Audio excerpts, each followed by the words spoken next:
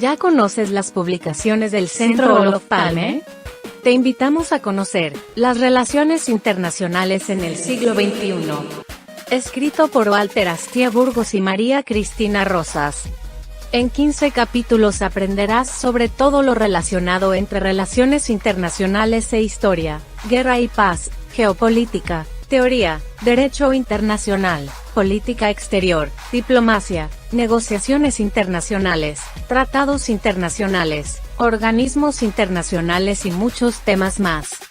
Adquiere ya las relaciones internacionales en el siglo XXI. Envíanos un mensaje a través de nuestras redes sociales para adquirir esta y otras obras del Centro Olof Palme México. Contáctanos hoy mismo.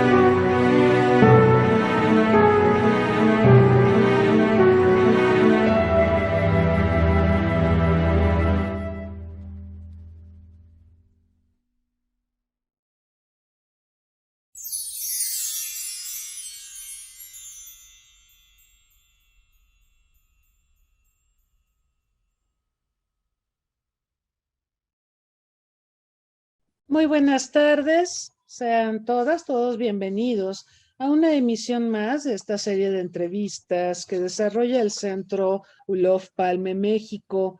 En esta tarde del 17 de mayo de 2022 tenemos el gusto de recibir en este espacio al biólogo Ezequiel Benítez Díaz, con quien vamos a estar conversando alrededor de temas relacionados con la biodiversidad, uno de los grandes tópicos, por cierto, en el mundo de hoy. Quiero recordar a quienes nos acompañan en Zoom y a quienes también nos están sintonizando vía Facebook Live que pueden formular preguntas para nuestro invitado a lo largo de esta transmisión. Me voy a permitir, antes de comenzar con la entrevista, presentarles algunos datos curriculares de nuestro invitado. El biólogo Ezequiel Benítez Díaz es biólogo por la Universidad Michoacana de San Nicolás de Hidalgo, con estudios de maestría en la Facultad de Ciencias de la UNAM y de doctorado en la Universidad de Córdoba en España. Es Lead Fellow del Colegio de México, Cohorte 12. Cuenta con 30 años de experiencia en temas científicos sobre biodiversidad y diplomacia ambiental, representando al Gobierno de México en diversos foros internacionales. Actualmente es director general de Cooperación Internacional e Implementación de la CONABIO, donde labora desde su fundación hace 30 años. Además están de manteles largos en CONABIO, está celebrando 3 décadas. Vimos por ahí al doctor Saruján y a varios de los prominentes investigadores que han hecho posible el fabuloso trabajo de CONABIO. Muchas felicidades a CONABIO. También ha sido presidente del órgano de asesoramiento tecnológico, técnico y científico del Convenio sobre la Diversidad Biológica de las Naciones Unidas entre 2018 y 2022. Jefe de la Autoridad Científica CITES de México desde el año 2000. Vicepresidente del Grupo de Especialistas de Cocodrilos de la Unión Internacional Conservacionista para la Región México desde el año 2010. Desde 2002 coordina la elaboración de estudios y estrategias estatales de biodiversidad en 27 entidades federativas de México. Anteriormente coordinó el primer estudio de país sobre biodiversidad de México en 1998. También las estrategias nacionales de biodiversidad del país en el año 2000 y en el año 2016. Igualmente la Estrategia Mexicana para la Conservación Vegetal en 2012 y también coordinó un equipo de temas sustantivos de la Conferencia de las Naciones Unidas sobre Biodiversidad en Cancún entre 2014 y 2016 y la presidencia de la COP13 de la Comisión de Biodiversidad entre 2017 y 2018. Como pueden ver, nuestro invitado tiene una amplísima experiencia en el tema de la biodiversidad biodiversidad. Le agradecemos, por supuesto, su presencia y su tiempo para estar esta tarde con nosotros. Y bueno, vamos a tratar de aprovechar al máximo posible el tiempo y comenzaría preguntándole al biólogo Ezequiel Benítez, ¿por qué es tan importante y preocupante la pérdida de biodiversidad? ¿Y a qué obedece que reciba menos atención que, por ejemplo, el cambio climático? Le cuento, ayer estuve en un evento organizado por las agencias espaciales de México y del Paraguay, y el tema fue uso de la tecnología espacial para mitigar y enfrentar el cambio climático. Y ese era el tema, sí, siempre cambio climático, calentamiento global, etcétera. Y biodiversidad como que no necesariamente recibe la atención que merece a pesar de la relevancia que tiene. ¿Podría comentarnos al respecto, por favor?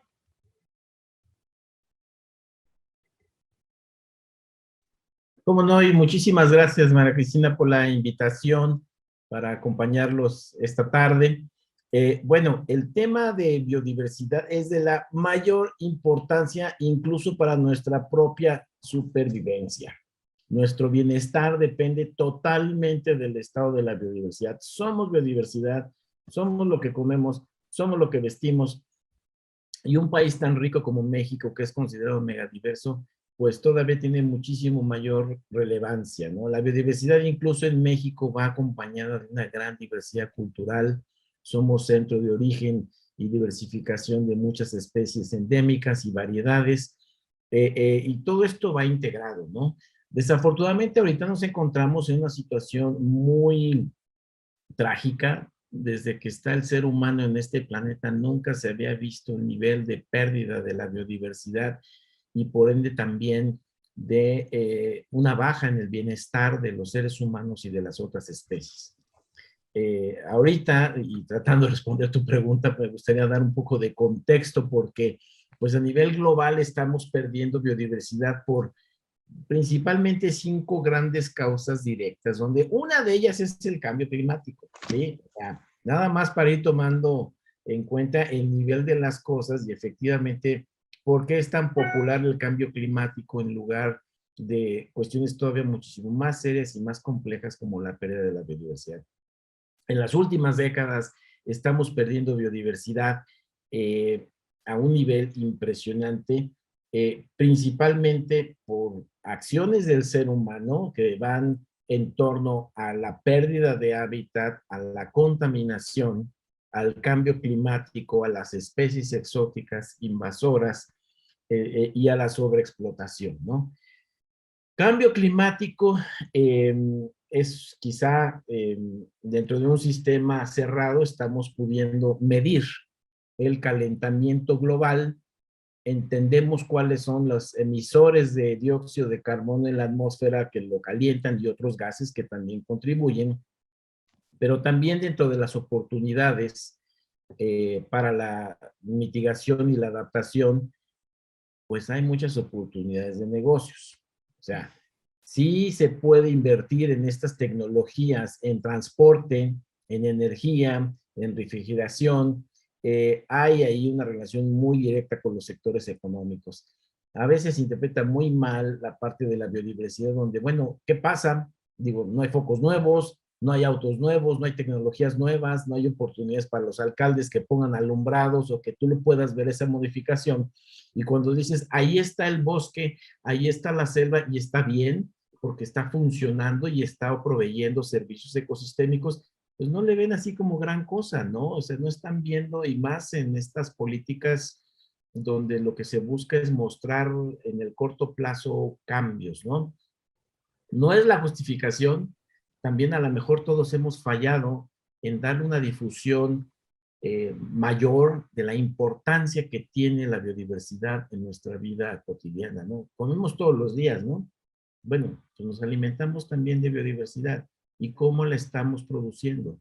¿Qué impactos estamos generando sobre la naturaleza? ¿Y hasta dónde podemos llegar con estas tendencias? Recordemos que el planeta tiene límites, ¿no? ¿O qué derecho tenemos de, como especie humana, eliminar otras especies, ¿no? Bueno, ya me salió un poquito más, pero quizá cuando se mide la cantidad de desastres provocados por el cambio climático a raíz de las tormentas, las inundaciones, una serie de cosas, pues se ve más cercano a los políticos, a la parte económica, al impacto que tiene incluso sobre la salud de la gente. Pero si vemos que los grandes deslaves, por ejemplo, su origen es la deforestación en las montañas, en las partes altas, que estamos acabando con ese capital natural que son nuestras fábricas de agua, por ejemplo, todo eso ya no, el suelo no lo puede contener y tenemos ahí las inundaciones como las que cada año se presentan en lugares como Tabasco y muchas otras partes, ¿no? Ahí sí vemos y nos llama la atención el cambio climático por el impacto que tiene en nuestra vida cotidiana, en nuestras infraestructuras, en nuestras casas, ¿no? Yo creo que eso es parte también de lo que llama mucho más la atención al cambio climático, que es uno de los 5 grandes promotores de pérdida de la biodiversidad. Desafortunadamente actúan solos o acompañados todas estas cosas, ¿no? Y hoy día, ¿qué tenemos? 1 millón de especies en peligro de extinción. Eso jamás se había visto, ¿no? Es un trofeo a lo mal que el ser humano, o lo mal que hemos tratado a nuestro planeta, ¿no? Hay un informe del Fondo Mundial para la Naturaleza que se llama Planeta Vivo, y la versión más reciente documenta precisamente el declive de diversas especies animales y vegetales. Y realmente las cifras son alarmantes porque es un declive acelerado. Efectivamente no tiene el impacto mediático que observamos cuando tenemos un deslave o cuando tenemos un huracán o qué sé yo. Entonces, pues sí, veo que entre estos elementos que se mencionan, entre los 5, pues tiende a prevalecer la atención y el aspecto político. Efectivamente, para un político parece que es más factible operar a partir de la amenaza del cambio climático que de los otros elementos. Si desaparece, no sé, el rinoceronte blanco, pues para el común de las personas tal vez no sea relevante, ¿no? Pero si tenemos un deslave en Ecatepec, pues puede ser mucho, mucho más relevante, ¿no? La mediatización y demás. Pero la desaparición del rinoceronte blanco sin duda es una tragedia para la biodiversidad. Mencionó Ezequiel un tema que ahora pues está saltando mucho, espero que para bien, a la atención pública. Esto de las especies exóticas invasoras es un tema que yo también estaba contemplando comentar con usted. Conocemos historias de especies exóticas invasoras. El caso de Australia con los conejos, ¿no? Yo creo que es el caso más conocido, cómo fueron llevados los conejos que no eran una especie endémica de Australia y luego se reprodujeron y causaron un verdadero desastre que hasta el día de hoy continúa. Ahorita en Ciudad de México se habla mucho del perico monje, de estos periquitos que parece ser llegaron del cono sur de Argentina, parece ser, y que se reproducen, ya los vemos por varias partes de la ciudad, pero también en otros estados de la República, y no son especies propias de aquí, son especies invasoras. A la gente le gustan mucho los periquitos porque físicamente son muy lindos, ¿no? Este es otro tema que también deberíamos analizar. Hay ciertas especies a las que se les presta más atención por su aspecto, no sé, el panda frente al rinoceronte, la gente decanta por el panda, no sé, pero ¿nos podría contar un poco sobre este tema de las especies exóticas invasoras y cómo andamos en el mundo y en México? Le digo, yo estaba viendo el tema del periquito monje, me llamaba mucho la atención, pero evidentemente no es el único ni el más preocupante. Bueno, es un problema tremendamente serio. Las especies invasoras, al no tener competidores naturales, pues llegan a un ambiente nuevo, se adaptan mucho más rápido y además contribuyen a la desaparición de otras especies que ocupan los mismos nichos, que son nativas y que no tienen, al no tener competidores naturales. Ejemplos tenemos, digo, no solo de Australia, sino tenemos en todo el planeta y tenemos a todo lo largo y ancho de México. Yo los invito a que vean la sección de la página de Conavio referente a la Estrategia Nacional sobre Especies Invasoras, porque tenemos detectado una gran cantidad de especies, de plantas, de animales. Ahorita, muy rápidamente, a la memoria se me viene el problema que tenemos con el pez diablo, por ejemplo, ¿no? Esos pececitos que se están utilizando en las peceras para limpiarlas, cuando los sueltas se convierten en unos animalotes impresionantes. Son originarios de Brasil y prácticamente ya han invadido todos los ríos de México. Esos cuando son muy grandes, en la presa, por ejemplo, de Infiernillo, que era una de las que más producía peces en América Latina, compite con las otras especies de peces, hacen sus cuevas en la cortina de la presa, atentando con la seguridad de la presa, pero además ha caído un 70% la producción de peces. Tenemos en las islas de México muchos problemas por ratas, por gatos, por chivos, que atacan a las colonias que anidan de aves en las diferentes islas, donde muchas de estas estamos hablando de especies endémicas o de paraderos muy importantes de especies migratorias. El famoso lirio acuático, pues es una especie que también nos llegó de Asia y ha sido responsable de la eutroficación de muchísimos lagos históricamente. ¿Cuánto gastamos en erradicar el lirio acuático? O hay el caracol cebra que se pega a los cascos de los barcos y que tapa las tuberías de las fábricas o de las termoeléctricas, bueno, las que desembocan en los mares, también causando pérdidas multimillonarias. Tenemos el caso del pasto bófel también, que se metió a México para dar de comer al ganado y nos genera otro tipo de problemas, ¿no? Entonces hay muchas especies y, por ejemplo, esto que menciona de los periquitos monje, esto se deriva también de una causa mal manejada, donde se prohíbe en México todo el aprovechamiento de pericos nacionales.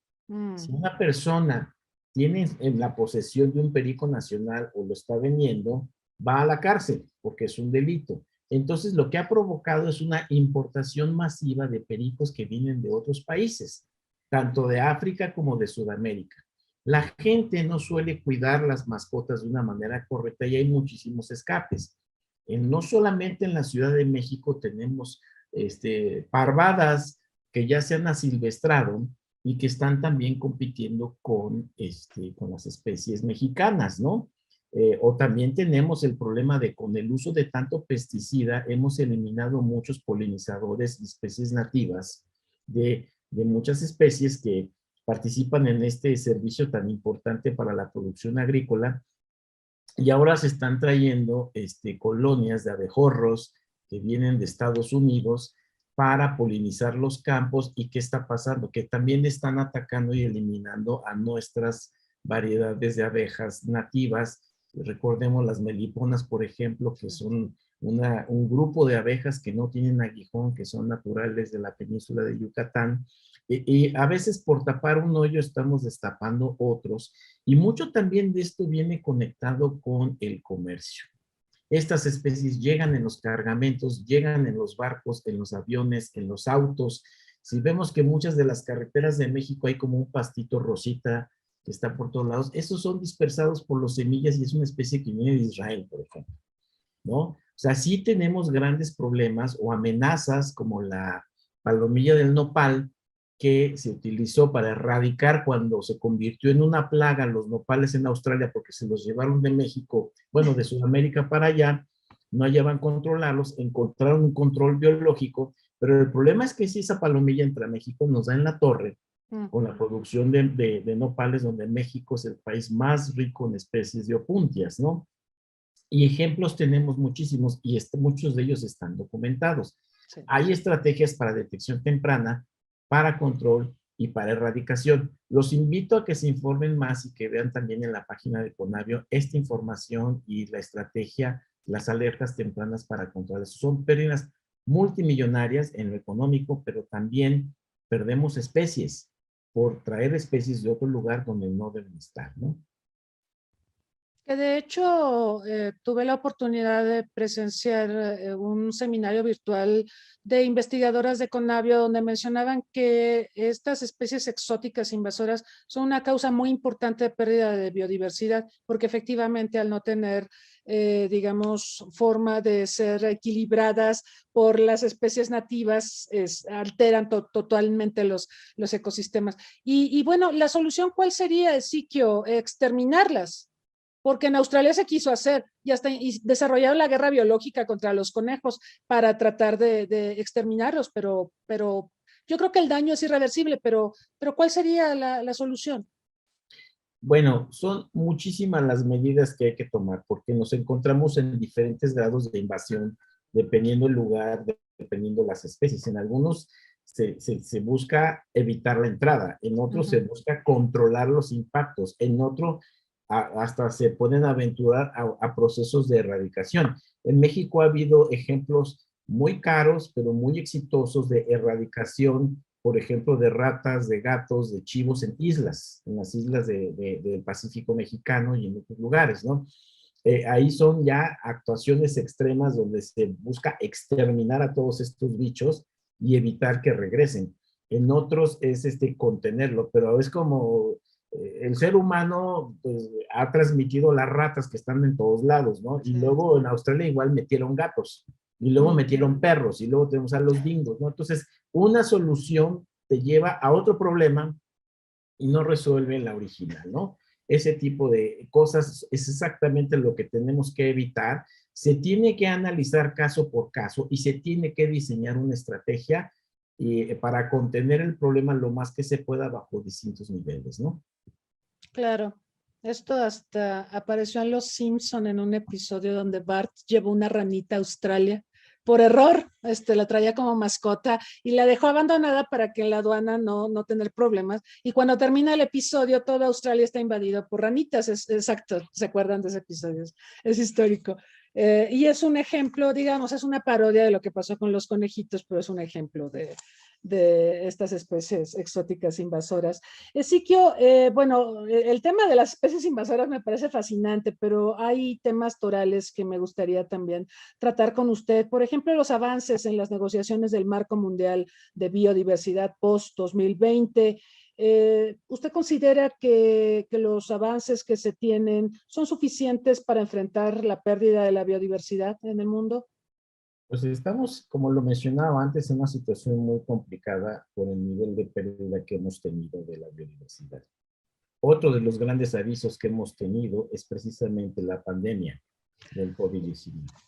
El origen de la pandemia se da por la fragmentación de los hábitats y el obligar a las especies silvestres que se muevan y que entren en contacto con las especies domesticadas y que entren en contacto con el ser humano. Ahí, este triángulo de contactos que de manera natural no se hubiera dado, esto es lo que ha permitido los puentes para que este virus y decenas, miles o quizá millones de virus también pueda volver a suceder lo mismo y aparecer otro tipo de pandemias, ¿no? Estos son llamados de la naturaleza donde dice, tenemos que dejar de hacer las cosas como lo estamos haciendo y tenemos que tener un nuevo plan con un verdadero compromiso a nivel político, a nivel económico, a nivel de la participación de toda la ciudadanía para hacer las cosas de una manera diferente, porque el planeta como está no aguanta, ¿sí? No puede soportar más de 7,000 millones de seres humanos que comen 3 veces al día, pero todos tienen automóviles, 2 y más de uno, y se tienen un desperdicio de energía, desperdicio de agua, un comercio. Es impresionante que en los últimos 50 años se ha duplicado la población mundial, pero la economía global ha aumentado 4 veces y el comercio internacional 10 veces. Se habla, es un éxito, es una serie de ganancias económicas, pero quien ha pagado todos los platos rotos es el planeta, es la naturaleza. Entonces, estamos cerrando un ciclo, estamos iniciando uno nuevo para esta década, con 2 años de retraso por la pandemia. En todo el marco de las Naciones Unidas, esta mañana estaba otra vez conectado con varios colegas, y mañana doy otra presentación allá, porque el lado que me toca personalmente al ser presidente del órgano científico de las Naciones Unidas para la Biodiversidad, tenemos el compromiso de proveer el marco de monitoreo para el nuevo plan estratégico que se va a adoptar, esperemos, en septiembre en China, y que va a ser el marco global para la próxima década del Convenio de Diversidad Biológica, pero de muchas otras convenciones de las Naciones Unidas que están conectadas con la biodiversidad. Hay toda una discusión sobre los objetivos, sobre las metas. Estamos cerrando un ciclo que termina de 10 años con las famosas metas de Aichi, estas 20 metas que se acordaron en Japón. Yo tuve la oportunidad de estar ahí cuando se redactaron, pero desafortunadamente ninguna de las 20 metas se pudo cumplir. Ningún país en el mundo puede decir que se detuvo la pérdida de la biodiversidad, que mejoraron las condiciones, que se detuvieron las invasiones de las exóticas, que se redujo la contaminación o que se está promoviendo el uso sustentable y seguimos perdiendo la biodiversidad. 3/4 de la superficie del planeta han sido severamente modificadas. Ya no hay zonas pristinas o bosques o selvas vírgenes. 2/3 de los océanos están también modificados y contaminados. Y mucha de los causantes ha sido la agricultura, por ejemplo, que nos ha llevado a todos estos cambios y la degradación del 23% de los suelos del planeta. El 23% de los suelos ya no sirven para la agricultura por el mal uso que se le ha dado. Todo esto nos dice, no hemos podido cumplir con esto, tenemos que replantear las cosas, necesitamos un compromiso, revisemos los objetivos, revisemos las metas, cómo podemos realmente incidir en que tengamos una mejor cobertura de conservación, tengamos prácticas de uso sustentable, apoyemos la participación y la equidad entre los diferentes grupos de seres humanos. Esto no es un problema nada más de los gobiernos, esto es un asunto donde todos tenemos que participar de manera activa todos los días. El sector privado tiene que participar de manera honesta y solidaria. El sector financiero también. La sociedad civil, los académicos, las comunidades locales, todos tenemos que entrarle antes de que sea demasiado tarde. Esta es la oportunidad que se brinda. Por supuesto, son negociaciones muy complejas. Por supuesto, los 196 países tienen diferentes prioridades y están buscando, bueno, ¿a cambio de qué? ¿Quién me va a ayudar? ¿De dónde van a venir los recursos financieros si mi país tiene limitaciones? Si los países cada vez están otorgando menos financiamiento a las secretarías de medio ambiente, o cómo podemos hacer que las secretarías de agricultura, de economía, de industria, de turismo, volteen todas las actividades productivas a incorporar acciones encaminadas a la conservación y al uso sustentable de la biodiversidad. Porque finalmente todas estas industrias, todos estos sectores dependen de la biodiversidad. Tenemos que hacer todo un replanteamiento. Se habla de economía circular, se habla de áreas protegidas, se habla de incrementarlas, pero también de uso sustentable, de mercados legales, sustentables y trazables. Y tenemos que poner las pilas y echarle ganas a todo el mundo, ¿no? Terrible, porque con los números que nos da, pues no nos da, ¿verdad? No nos da aumento de población, aumento de la economía, incremento del comercio en el mismo planeta. Y aparte hay un factor que usted infirió, la urbanización creciente. El mundo es cada vez más urbano, cada vez le restamos más hectáreas a los ecosistemas, cada vez eso nos expone más a tener contacto con especies con las que no solíamos tener contacto. El origen, por ejemplo, del coronavirus está inmerso en esta dinámica de urbanización y de contacto de las sociedades con estas especies. Y bueno, esto vaticina que pandemias como las que hemos vivido, como esta más reciente, las vamos a volver a tener y quizá mucho más intensas y mucho más terribles. Le quiero preguntar, Ezequiel, el papel de Estados Unidos, porque siempre necesitamos liderazgo y necesitamos que pongan la muestra aquellos países que tienen un gran poder y una gran responsabilidad internacional. Por supuesto, está China, ciertamente, pero el caso de Estados Unidos, que con Trump dio un paso atrás en materia ambiental. ¿Qué papel está jugando Estados Unidos, por ejemplo, en el combate de la pérdida de biodiversidad, pensando en la agenda de Biden, en la agenda ambiental de Joe Biden?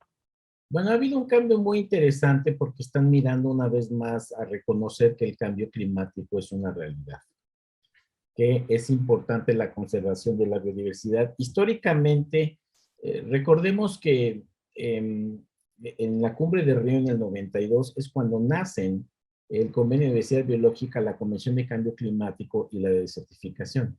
Y Estados Unidos es de los países que todavía no ratifican el Convenio de Diversidad Biológica ni el cambio climático. Entre otras cosas, por el costo que les implica cambiar todo su modelo de desarrollo, que tiene un gran uso de energía, un gran desperdicio de energía. Entonces, podemos ver las escaleras eléctricas funcionando todo el tiempo y no hay nadie, el uso de los aires acondicionados desproporcionados, esta comodidad de utilizar grandes automóviles.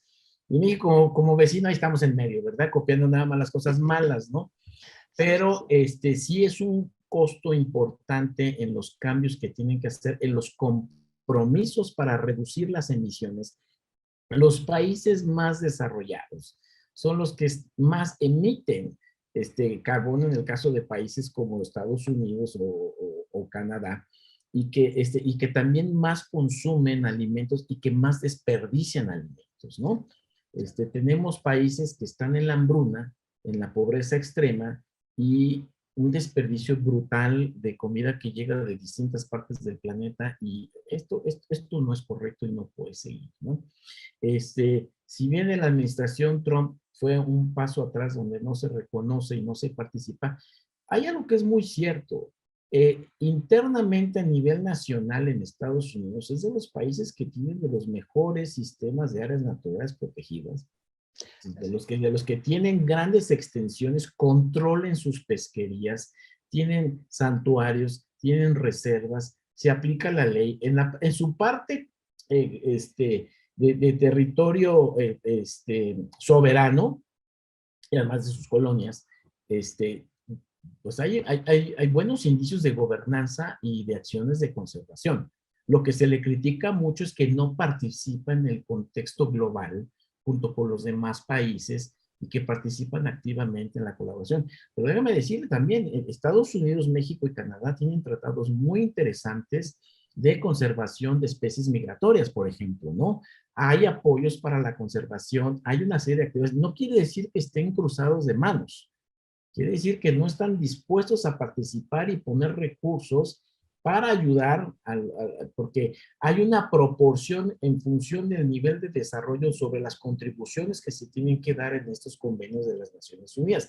Por supuesto que a ellos les toca una gran tajada para participar en este contexto universal, ¿no? Entonces, ahí se están midiendo las cosas, pero tampoco es que se crucen las manos. Lo que sí es muy interesante es que esta nueva administración reconoce la importancia del cambio climático, que hay que tomar medidas y que hay que iniciar esfuerzos más concretos de cooperación internacional. Esto es una muy buena señal, porque esto activa mucha gente, organizaciones no gubernamentales, a la academia, expertos a que continúen, porque en la manera que estemos utilizando la mejor información disponible, vamos a estar tomando mejores decisiones. Hay mucha información, en México hay muchísima información sobre biodiversidad y se tiene que usar, tiene que estar a través, por ejemplo, de este tipo de programas, llegar a más gente para conocer la situación y de manera consciente y voluntaria hagamos las cosas mejor, ¿no? Claro, y tomar conciencia de que también podemos hacer mucho desde nuestras trincheras en nuestra vida cotidiana, esto de la basura, por ejemplo, el uso del automóvil, tantas cosas, ¿no? que podemos hacer. Y a veces no lo calibramos, no nos damos cuenta. Conavio cumple 30 años, lo comentábamos hace un momento, está de manteles largos. ¿Cómo marcaría usted, cómo vería los logros de Conavio y sobre todo ya pensando a futuro, qué futuro le depara a Conavio? Bueno, ha sido un viaje muy, muy interesante. Yo tuve la oportunidad de empezar hace 30 años con el equipo inicial, éramos 5 personas las que empezamos de tiempo completo a soñar, a ver la importancia de la biodiversidad, a crear una estructura que tenga una columna vertebral de información confiable que venga de las instituciones académicas, de los museos, de las colecciones, y cómo esta información primero nos da una idea de cómo estamos, de la riqueza biológica que tenemos, y después han sido 30 años de una evolución del desarrollo de herramientas bioinformáticas, del desarrollo de plataformas digitales, del uso de mapas, del uso de imágenes, de telemetría, el darle un valor agregado a los datos para que se conviertan en información. Y mucho de esto ha podido incluso transitar en la elaboración de políticas públicas, ¿no? Como la Estrategia Nacional de Biodiversidad, o estados que han documentado su biodiversidad en procesos participativos, que han desarrollado estrategias estatales de biodiversidad, porque la realidad de lo que está pasando en Yucatán es muy diferente de lo que pasa en Baja California o de lo que pasa en Michoacán, ¿no? Cada estado, cada gobierno tiene también que ajustar las políticas de sus gabinetes para promover esta conservación y el uso sustentable, por el bien de la vida en sus estados y de la población de los seres humanos, ¿no? Entonces, Conavio ha sido un protagonista en acceder a esta información, en integrarla, en ponerla a disposición de toda la ciudadanía y de manera gratuita, de hacer un trabajo de traductor e intérprete, de estar hablando con los académicos que generan la información en prácticamente todas las universidades e institutos del país, pero también de estar hablando con el gobierno federal, con el gobierno estatal, con el gobierno municipal, en un lenguaje que los políticos tienen que entender. Sí, porque no va a llegar con 2 libros así, porque pues lo van a usar para acomodar una pata rota de la cama, ¿no? O sea, no tienen ni el tiempo, ni por qué estar escuchando 48,000 nombres en latín. Y Conavio parte de esta traducción e intérprete con los políticos, pero también con las comunidades locales y los pueblos indígenas. El conocimiento tradicional en México es fantástico, tremendamente diverso y muy asociado, muy arraigado a las especies que hay en las diferentes partes de México, ¿no? Entonces, el sistematizar el conocimiento, vamos a llamarle occidental, el conectarlo con el conocimiento tradicional, pero también estas herramientas que nos ayudan a crear escenarios, a poder estimar cómo una especie invasora se puede ir colando o cómo una especie podemos regresarla a una reintroducción en el hábitat más adecuado, o cómo podemos estar monitoreando cómo nuestros manglares los estamos perdiendo en un lugar y ganando en otro lugar, o podemos estar monitoreando las mareas rojas, podemos estar monitoreando todos los días los incendios en México, que es una de las grandes amenazas, porque los incendios inician un ciclo tremendo de pérdida de la biodiversidad. Hay quemas que son a propósito y después de un incendio se llevan la madera, luego lo convierten en zonas de cultivo, luego cuando ya no sirven los dejan como potreros y es un proceso de degradación y de fragmentación, ¿no? O cuando tienes que priorizar, cuando tienes 10 incendios al mismo tiempo, ¿a dónde vas a mandar las ayudas? El calificar y decir, esta es una zona muy importante porque tienes especies endémicas o que están en peligro de extinción sobre unos matorrales o unos pastizales, pues ya te ayuda a los pocos recursos con los que se cuentan, canalizarlos de una manera más eficiente. Esto, y junto con plataformas para niños, con plataformas ahora de la ciencia ciudadana, donde todos con nuestros celulares podemos ayudar a documentar el estado de la biodiversidad y ayudar con datos que adquieren calidad de investigación a seguir apoyando proyectos, también es uno de los grandes legados de lo que Conavio ha hecho para México, ¿no? Es reconocido el ejemplo de Conavio como una de las mejores experiencias a nivel mundial. Incluso le recomendaron al presidente Obama en su momento que debería hacer una cosa como estas en Estados Unidos, porque ni siquiera Estados Unidos la tiene. Hoy día México es el país en el mundo que tiene mejor documentada su biodiversidad y de veras necesitamos que esa información se use, ¿no? Y se consolida. Septiembre es un mes importante para Conavio. ¿Cómo ve, Ezequiel? Pues sí, estamos en un momento de una transición donde hemos vivido 30 años bajo una figura de una comisión intersecretarial por decreto presidencial. Están cambiando las cosas en esta administración y están haciéndose ajustes para, esperemos, continuar trabajando y pudiendo seguir proveyendo la información que se necesita en México para seguir orientando la toma de decisiones en cuanto a conocimiento, en cuanto a políticas y promover el bienestar. Hay mucho. El nombre de Conavio es la Comisión Nacional para el Conocimiento, que yo creo que 30 años han sido muy buenos para avanzar, y uso de la biodiversidad. Hoy día no se puede hacer la conservación extrema de no tocar absolutamente nada. La mejor manera de hacer la conservación es a través del uso sustentable. Ahora que ya sabemos más o menos cómo están las cosas y cuáles son las tendencias en cuanto a poblaciones, en cuanto a especies amenazadas, en cuanto a nuestros ecosistemas, también necesitamos establecer límites en los aprovechamientos o recomendar cuáles son las mejores maneras de aprovechar lo que tenemos. Hay muchas cosas que no aprovechamos correctamente o estamos destruyendo mucho por aprovechar pocas especies, ¿no? Y un país tan rico como México no se puede dar ese lujo, ¿no? Debemos de regresar a lo nuestro, ver toda esta diversidad que tenemos, aprovecharla mejor, cubrir las demandas nacionales e incluso los mercados internacionales. Nos quejamos que vienen, nos saquean y nos roban. ¿Por qué no nos preparamos e invertimos en la biodiversidad para producir de manera sustentable y mejoramos la calidad de vida del México rural? Ahorita es una zona de expulsión de gente que se van a las ciudades u otros países, cuando debería ser un área de oportunidad de desarrollo y de vivir mejor. Hace mucho se decía que era muy bonito vivir en la provincia, ¿no? Sí tenemos una gran acumulación de la población en las zonas urbanas. Hay mucho trabajo que hacer también en las zonas urbanas, con las zonas verdes, con las zonas azules, y cambiar la manera. O sea, las ciudades son aspiradoras de recursos y de servicios ecosistémicos y ni siquiera se enteran de dónde vienen, ¿no? Dejemos de estar cada fin de semana o 15 días llenando los autos, de ir a los grandes almacenes que producen alimentos superprocesados que vienen de todas partes del planeta con una huella ecológica tremenda, y analicemos qué es lo que consumimos cotidianamente, de dónde viene, cómo yo puedo ayudar a mi economía local, cómo puedo utilizar mis especies nativas, cómo puedo diversificar mi dieta para que sea más sana, y además ayudar a los nuestros, ¿no? En vez de comprar agua que viene del otro lado del mundo en una botellita así, con una huella ecológica, porque no sé si llegó por avión o si llegó por barco, y mejor ayudemos a la conservación de nuestros bosques, que son nuestras fábricas de agua, para que todos vivamos mejor, ¿no? Con ese tipo de ejemplos podemos hacer muchísimas cosas como ciudadanos, ¿no? Claro. Entonces, la conclusión sería que Conavio, esta Conavio ni Obama la tiene, ¿no? ¿Se acuerdan de esas frases? Ni Obama la tiene. Ni Obama la tiene. No la tuvo. Y no la tuvo, ni ni Biden la tienen.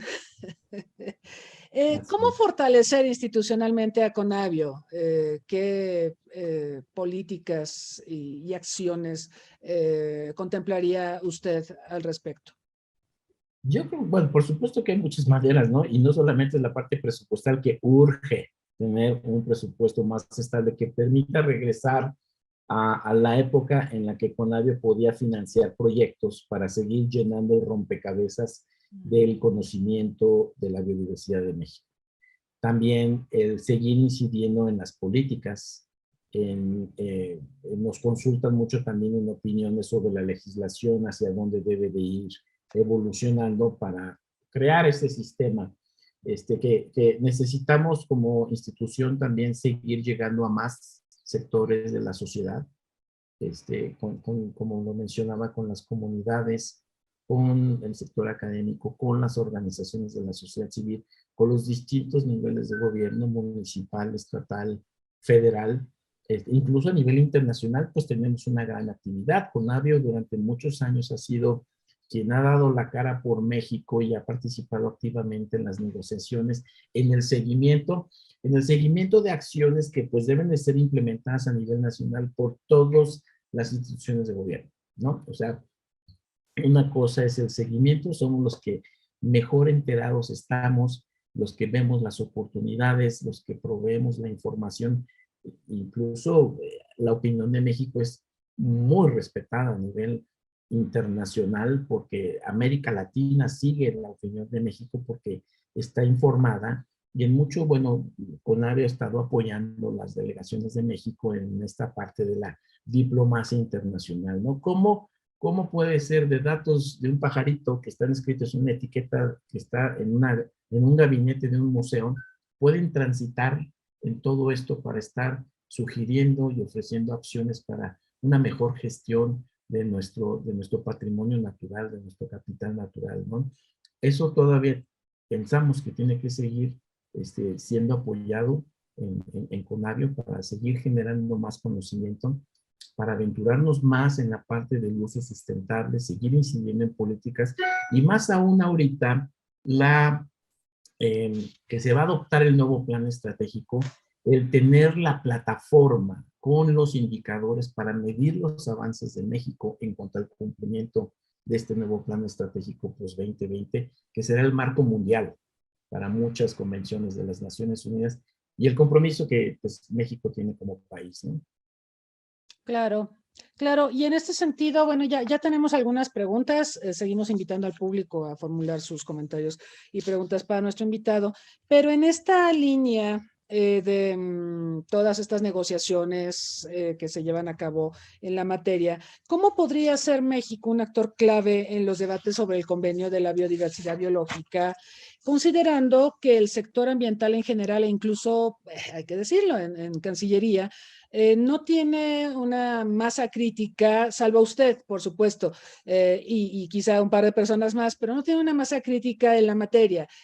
¿Cómo podemos avanzar en este tema? No, México está avanzando y además tenemos un orden y una disciplina porque las delegaciones de México se preparan a través de la elaboración de los documentos que alinean, o sea, dictan cuáles son los lineamientos que sigue la delegación de México, y es mucho trabajo que se hace previo. Por supuesto que la CONAVI con su equipo participa, pero entramos en diálogos con la Secretaría de Medio Ambiente, con la Cancillería, se analizan de manera sistemática todos los documentos previos a las reuniones y se ve cómo se va a organizar esto. Y ya, pues en mucho dependiendo de la disponibilidad de presupuesto, de las oportunidades. Ahorita, por cuestiones de austeridad, las delegaciones de México son más pequeñas que anteriormente, pero eso no quiere decir que vayan descobijadas, ¿eh? O sea, se tienen los lineamientos con las instrucciones producto de los diálogos, del análisis de la información y de acuerdos entre las diferentes comités, incluso intersecretariales, para analizar qué es lo que México va a llevar en los diferentes foros internacionales, ya sea vía la Semarnat o vía nuestra Cancillería.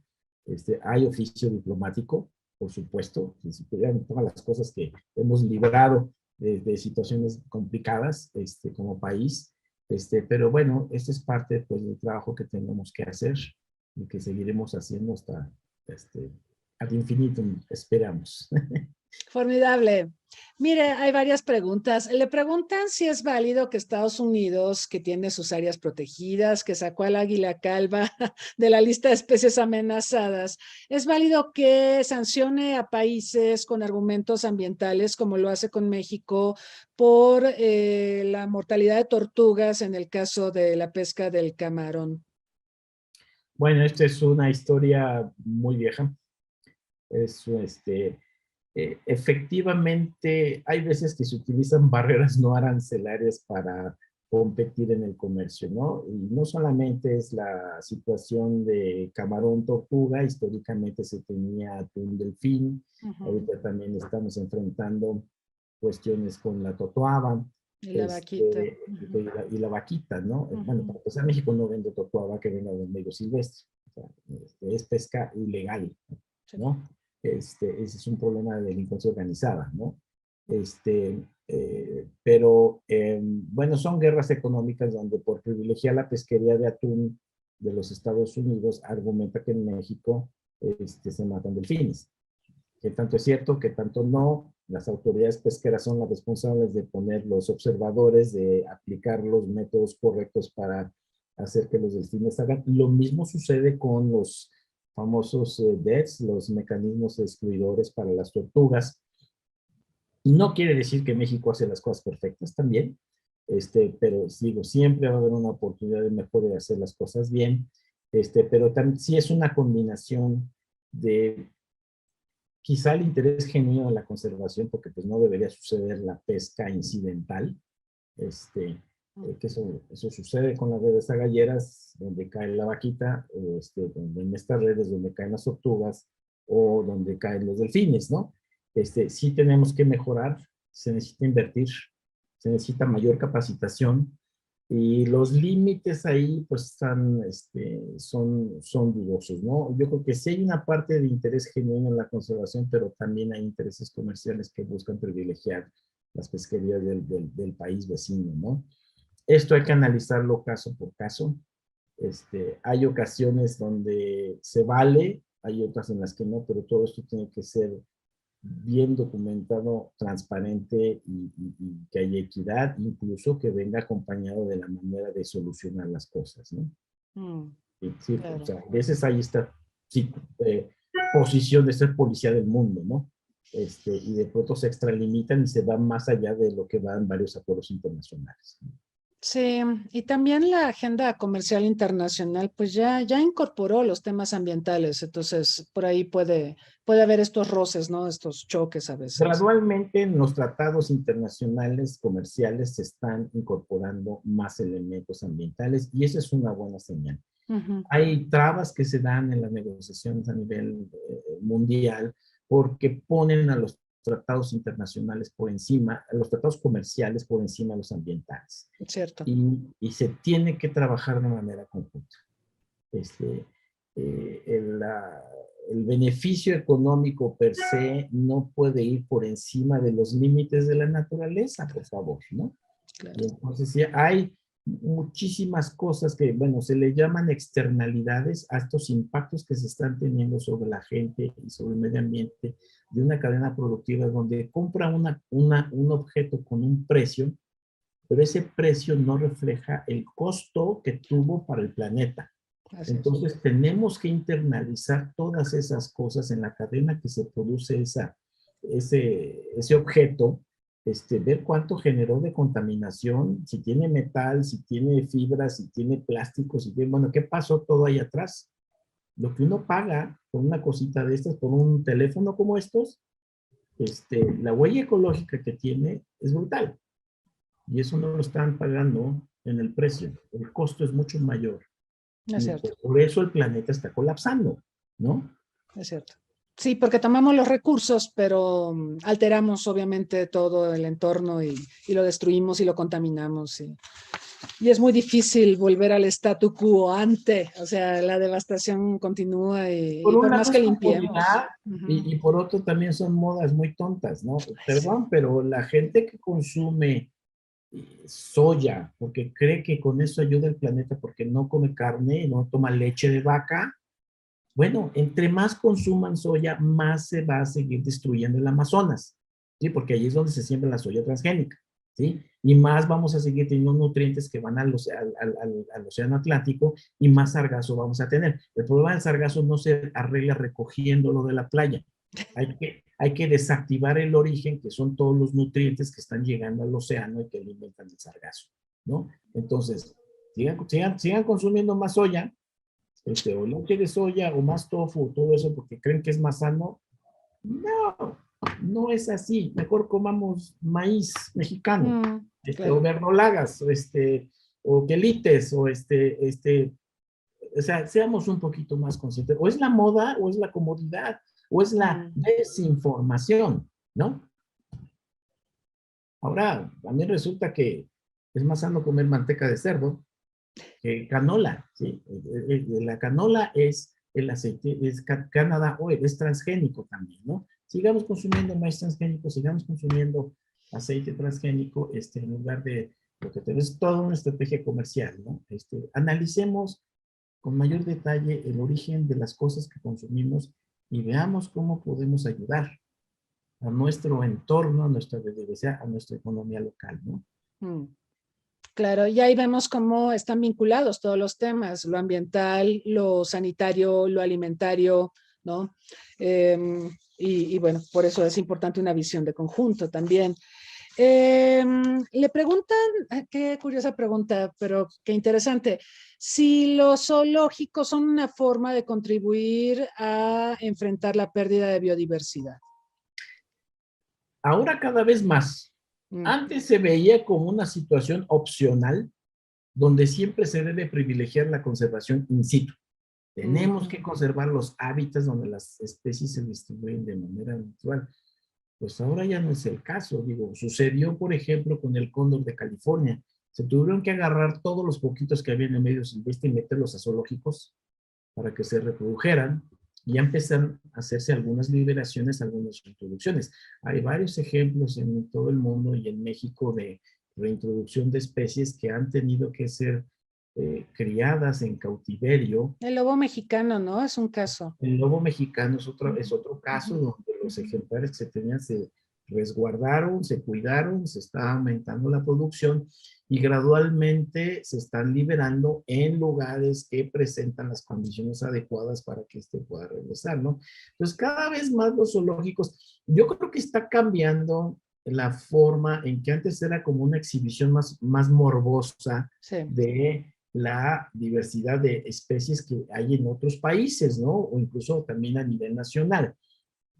Tenerlos en lugares incómodos, tenerlos en jaulas, pues era un espectáculo bastante desagradable que incluso atenta contra el bienestar y los derechos de estos animales, ¿no? Ha ido cambiando gradualmente con espacios que son más cómodos, pero yo creo que el gran valor de los zoológicos es el conocimiento que se tiene de estas especies, el manejo que se tiene, porque ellos saben cómo cuidarlas, saben cómo reproducirlos y pueden preparar estos proyectos para reintroducción de varias de estas especies. Esto está cambiando de una manera importante.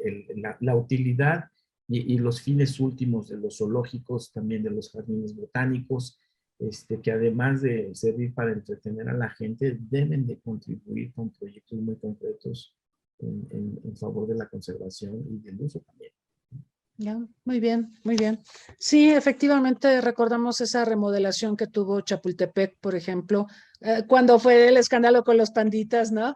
Y bueno, yo creo que es una tendencia también a utilizar a los zoológicos de otras formas, más allá de la exhibición de la especie exótica para que la gente los conozca, ¿no? Es interesante. Lo del lobo mexicano nos dio mucho gusto porque hasta subieron videos de un lobezno dando sus primeros aullidos y bueno. Le preguntan, Ezequiel, sobre CITES, sobre la participación de México en CITES, que nace en los 70, México entra en los 90, cuando parece que ya todo estaba muy hecho, muy repartido. Preguntan si México llegó tarde a CITES y si, ¿qué podemos hacer para evitar escenarios como este en el futuro? Bueno, ciertamente México entró tarde, entró hasta los 90 y fue una condición para entonces firmar el Tratado de Libre Comercio.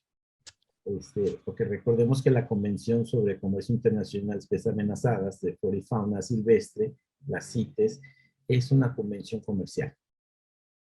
No es que digas, es una convención para la conservación ultra, no, es una convención que regula el comercio internacional de especies, que nosotros sabemos que el comercio internacional lo puede llevar a estar amenazada o en peligro de extinción. Por eso tienes un apéndice 1 que te dice, no puedes comercializar ningún jaguar, por ejemplo, Claro. porque no dan, o sea, no se puede, no se debe, ¿no? Pero hay otras especies que sí tienes que regularlas con planes de manejo y con ciertos volúmenes, porque si no lo haces, la vas a tener probablemente en peligro de extinción. Pues México, al haber llegado tarde, pues encontró que había especies mexicanas que no estaban en los apéndices o especies que estaban que no deberían de estar. Y desde entonces estamos trabajando en hacer estudios, en hacer revisiones. México es de los países que más revisiones ha hecho a través de la CONAVIO justamente. Creo que somos el país que más revisiones hemos hecho para decir, está bien ahí. O hay que subirla de categoría, o hay que bajarla, o hay que sacarla, o hay que meterlas. Ahorita estamos justamente en la preparación de la próxima conferencia en las partes en noviembre en Panamá, y justamente hace rato tuvimos una reunión con nuestros hermanos de Honduras y estábamos revisando si apoyan propuestas que México está llevando para incluir especies de tortugas dulceacuícolas para que se regule su comercio internacional, porque sabemos que se tiene consumo en México, pero también sabemos que hay mucha demanda en los países asiáticos y hemos tenido muchos decomisos de tortuguitas de estas, y lo mejor que se puede hacer es empezar a regular el comercio internacional para que cualquiera de estos especímenes que salga del país tiene que ir amparado por un permiso emitido por las autoridades. Eso es como trabaja la convención. Son más de 30,000 especies las que están reguladas, y al paso que vamos, esto pinta muy mal, ¿no? Entonces tenemos que ser mucho más eficientes en la regulación y en el manejo de las especies que nos quedan y que estamos aprovechando todos los días. Muy bien, Ezequiel, nos estamos acercando al final de esta entrevista, pero hay una pregunta un poco pesimista. Le preguntan si la pérdida de biodiversidad es irreversible y hacia dónde nos encaminamos. Y después de su respuesta, pues le voy a pedir una reflexión final, pero a ver, si nos comenta qué piensa de esta pregunta. ¿La pérdida de biodiversidad es irreversible? Bueno, La pérdida la podemos medir de diferentes formas, ¿no? Si estamos reduciendo la cobertura forestal, si estamos reduciendo el número de individuos de una especie, la extinción es para siempre, Ok. eso sí, ¿sí? Pero sí, la naturaleza, si le damos la oportunidad, se puede recuperar en gran medida, ¿sí? Estamos también en la década de la restauración. Mucho de lo que hemos maltratado, podemos dar la oportunidad para ir recuperando esta biodiversidad, los servicios ecosistémicos que puede, sí se puede y se debe de hacer, ¿no? Sin embargo, si la extinción es para siempre y es como, yo me imagino un gran muro donde hemos estado saque y saque ladrillos, y si seguimos sacando este muro se va a colapsar, ¿no? Entonces, pero podemos detener el sacar ladrillos o rellenarle un poquito. No vas a poder restaurar al 100%, no vas a poder recuperar muchas especies que ya se fueron, incluso algunas sin que las conozcamos, como seres humanos, sin que las hayamos documentado. Ese es parte del perímetro taxonómico que se le llama. Pero tenemos la obligación moral de detener las causas de pérdida, de fomentar la restauración, la conservación y seguir viviendo de la naturaleza, pero de una manera mucho más armónica, ¿no? Entonces, pues sí, el panorama pinta mal y urge que tomamos acciones. No nos esperemos a que las Naciones Unidas lleguen a un acuerdo. Empecemos hoy, ahorita en nuestras casas a cambiar las cosas. México tiene que hacer lo que tiene que hacer con o sin convenios internacionales. No nos van a venir a decir afuera qué es lo que tenemos que hacer. Sí sabemos cómo hacerlo. Pues ya hagámoslo una vez, ¿no?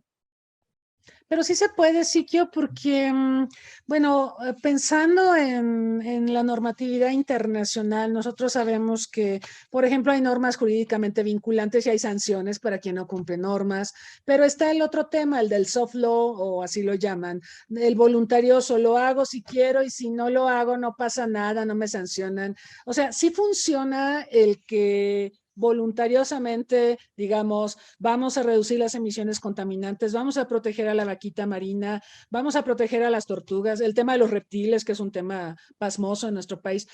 ¿Sí funciona el voluntarismo pensando en estos temas? Yo creo que la manera que seamos individualmente cada vez más conscientes de la situación lo tenemos que hacer, ¿no? Si tú vas conduciendo en tu auto y no hay ningún auto a las 12 de la noche, ¿te pasas el alto o te esperas?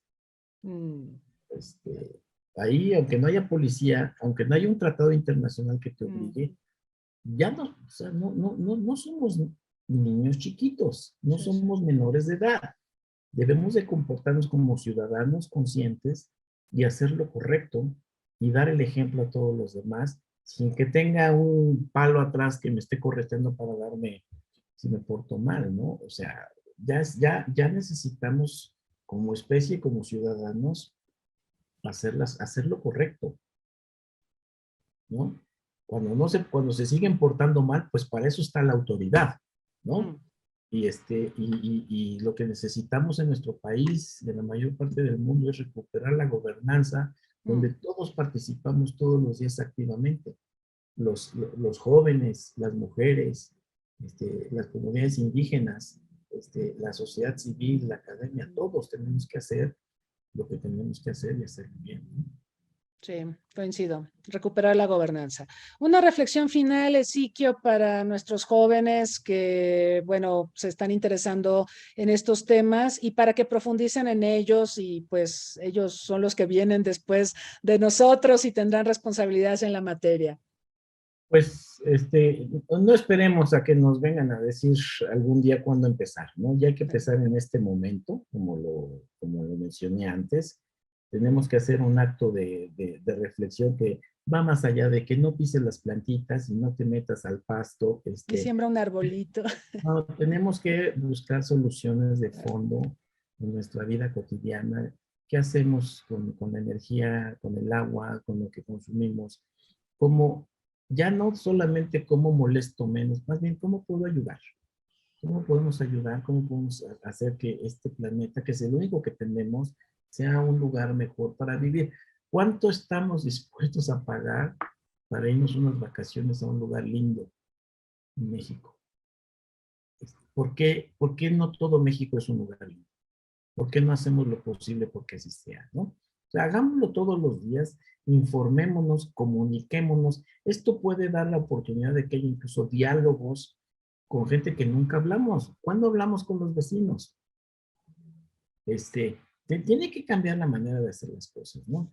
Y empecemos ya. Y aprovechemos especialmente los jóvenes con toda esa creatividad que tienen, con el uso que hacen de las redes sociales. Ayúdenos a utilizar las redes sociales, no solo la denuncia de todo lo que está mal. Necesitamos que nos ayuden a ver buenas noticias que vengan de la biodiversidad y que vengan del medio ambiente, ¿no? Yo estoy seguro que hay muchas iniciativas bien interesantes que están empujando a los jóvenes. Cada vez son súper activos, cada vez están mejor enterados, cada vez son más participativos. Yo los veo, los encuentro en un montón de países, jóvenes mexicanos súper activos que están haciendo las cosas, pero que muestren, que presuman sus proyectos, que cómo están incidiendo en un cambio para que estemos mejor. No nos esperemos, hagámoslo ya. Muy bien, don Ezequiel Benítez. Tenemos que superar también el síndrome pospandemia que nos aisló mucho y nos impidió ser gregarios y trabajar colectivamente en nuestras actividades cotidianas, en el trabajo, etcétera. Hay que superar eso también. Yo creo que es un reto, pero hay que hacerlo. Hay que aprender la lección. Cuando veíamos los primeros meses de la pandemia, la gente se sorprendía porque había cerdos que se metían, o venados u osos, a las ciudades porque no había seres humanos. Cierto. Pero a mí me preocupa que parece que estamos regresando otra vez como si nada hubiera pasado. Así es. Entonces, no. Hay que ver qué aprendimos de esto y hagamos las cosas mejor, ¿no? Sí. Exacto. ¿Y qué podemos hacer para evitar que esto vuelva a suceder? ¿No? Y estar mejor preparados también. Compartir el conocimiento. Me hizo recordar ahora, y le agradezco mucho esta entrevista, cuando conversamos con el doctor Saruhan. Hablábamos mucho de la importancia de lo que es la difusión del conocimiento científico y de hacerlo accesible a todas las personas, porque a veces creo que muchos, yo me incluyo, pecamos en el sentido de hacer reflexiones sobre temas y lo hacemos de una manera muy compleja y no lo hacemos tan accesible y eso marca barreras que no deberían de existir. Entonces, la difusión del conocimiento, la comunicación científica, yo creo que es toral y por esa razón le agradezco mucho su tiempo y que haya compartido todas estas experiencias, estas anécdotas tan importantes para nosotros alrededor de un tema que, como decíamos en el inicio de la entrevista, es poco tratado, poco entendido y es tremendamente importante. Es lo que vivimos, es lo que comemos, es lo que respiramos, es el día a día de todos nosotros. Muchas gracias, Ezequiel Benítez. Espero que tengamos oportunidad en el futuro de regresar a algunos de estos temas. Ya ve que el tiempo no nos da, pero ojalá sea posible. Gracias al público que nos acompañó aquí en Zoom y a quienes nos enviaron sus preguntas vía Facebook Live. Los invitamos a seguirnos en redes sociales y este jueves tenemos el último seminario de esta serie sobre paz, seguridad y desarrollo, donde vamos a analizar el impacto de los conflictos armados en los objetivos de desarrollo sostenible. Un tema toral, un tema fundamental. Ya teníamos impactos de la pandemia, ahora también de conflictos armados y todo esto se combina de manera fatal. Así que vamos a estar reflexionando sobre el particular. Los invitamos este jueves a las 9 de la mañana. Nuevamente agradezco a nuestro invitado, agradezco a todos ustedes el favor de su atención. Les deseamos muy buena tarde y hasta pronto.